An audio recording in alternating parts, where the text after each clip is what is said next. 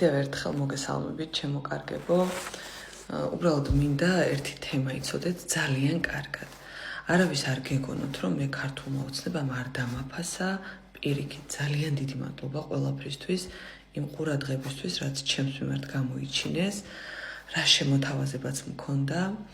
უბრალოდ მე რასაც ვებრძოდი, თავიდან ძალიან ბევრი მიმდევარი მყავდა, ვაკვირდებოდი და როგორც კი დავიწყე რეგიონებში კორუფციაზე საუბარი, ადამიანები ორად გაიყვნენ და დაიწყეს ჩემი გაშავება.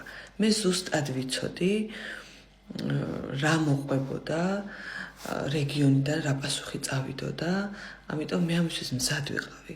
უბრალოდ რატომღაც ხალხს გონია, რომ ქართულმა ოცნებამ არ დაგაფასა და ეს არა, პირიქით, ძალიან დიდი მადლობა ყველას, ძალიან დიდი მადლობა პრემიერს, ძალიან დიდი მადლობა დიტო სამხარაძეს. მე რაღაც აუგად რომ თქვა, ალბათ ღმერთიც არ მოპატიებს, უბრალოდ აქ დახვდნენ ის ავები, როგორ ავებზეც ვსაუბრობდი, რა კორუფციაზეც ვსაუბრობდი და როგორ ადამიანებზეც ვსაუბრობდი. ყველამ თავი გაიყიდა, ასე რომ გაურკვეველი არაფერი არ დარჩება, უბრალოდ თქვენ არ მინდა იყოთ გაურკვევლობაში, პირიქით მადლობა მთავრობას, მადლობა იმისთვის, რომ სამართალი არ იკარგება.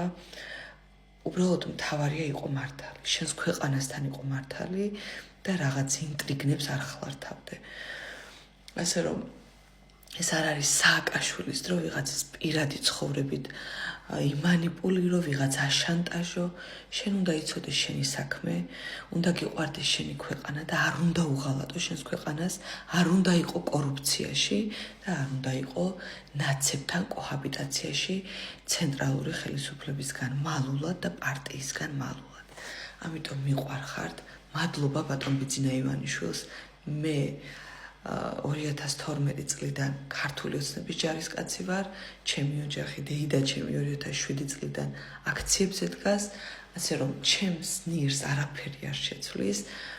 მე ვდგავარ ამ ხალხთან და ღმერთმა არქნას და თუ დამარცხდა დაუმარცხდები ამ ხალხთან ერთად, მაგრამ არ ამგონია ქართულ ხალხს აქვს ის ძალა და ის უნარი აერჩიოს რა არის სიმართლე.